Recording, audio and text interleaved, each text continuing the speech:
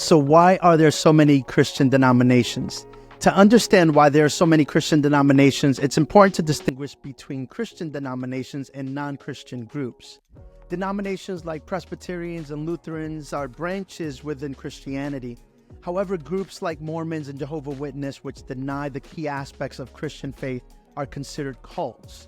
Other religions like Islam and Buddhism are completely separate from Christianity. The rise of Christian denominations goes back to the Protestant Reformation in the 16th century, which aimed to reform the Roman Catholic Church. From this movement came four major traditions: Lutheran, Reformed, Anabaptist, and Anglican. Now, over time, these groups led to the creation of other denominations with slight differences with beliefs and practices. For example, Baptists emphasize believers' baptism, Presbyterians focus on leadership by elders, and Methodists, founded by John Wesley, are known for their organized approach to spiritual growth. But why do denominations exist? Well, many denominations were formed because of differences interpreting issues like baptism, the Lord's Supper, God's sovereignty versus free will, and the role of Israel in the church. These differences don't deny Christ as Lord, but are attempts to honor God through doctrinal clarity. Even though different denominations may have varying practices or worship styles, most agree on the core essentials of the Christian faith. Denominations also serve practical purposes. For example, they allow for different worship styles to fit various Christian communities. A Presbyterian church in Uganda might have a different worship style than one in Colorado, but their beliefs are mostly the same. Denominations provide diversity while still calling Christians to unity in essential matters of faith.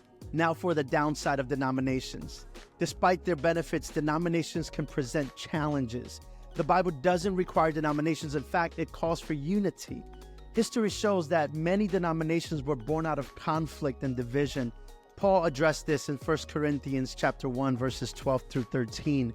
While people were dividing over whether they followed Paul, Apollos, or Cephas, Paul reminded them that Christ is not divided, and such divisions weaken the church.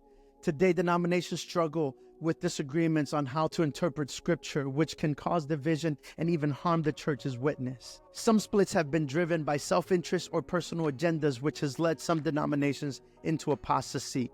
This unity can also prevent Christians from working together to advance God's kingdom effectively. So should Christians ignore denominations and stop going to church? Definitely not. It's important to find a church that preaches the gospel of Christ, where you can have a personal relationship with the Lord and be involved in ministries that glorify God. We need the support and fellowship that a local church offers, and we're called to serve both God individually and in community. Look for a church that centers on Christ and serves its community. Diversity in worship styles is fine, but division is not. What are your thoughts on denominations? Do you think they're beneficial or harmful to the church? Share your thoughts in the comments. And if you'd like to learn more about Christian history and theology, check out Pillar College at pillar.edu.